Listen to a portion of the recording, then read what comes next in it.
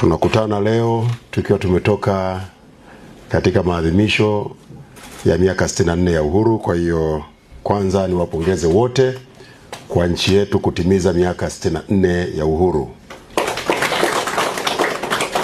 Hongereni sana.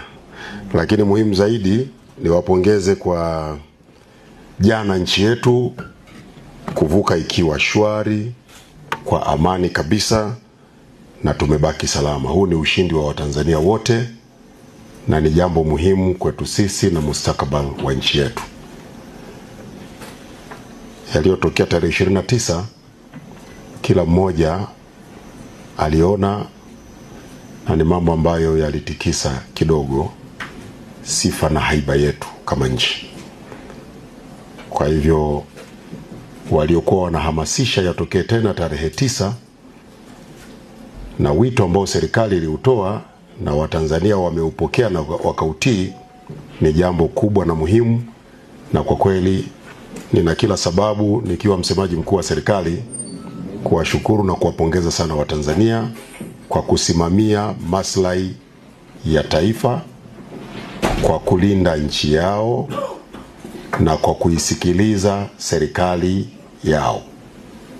Nchi italindwa na Watanzania wenyewe, na tukishakuwa na utamaduni wa serikali inatoa maelekezo au miongozo alafu wananchi wanabeza, taifa linapotea.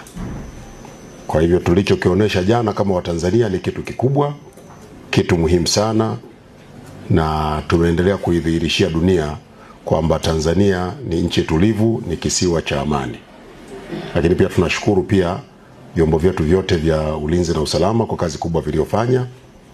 Lakini sisi Wizara ya Habari, Utamaduni, Sanaa na Michezo pia tunavishukuru vyombo vya habari kwa kuzingatia maelekezo na miongozo ya serikali, kuwaelimisha, kuwapa taarifa na kuwahamasisha Watanzania kudumisha amani.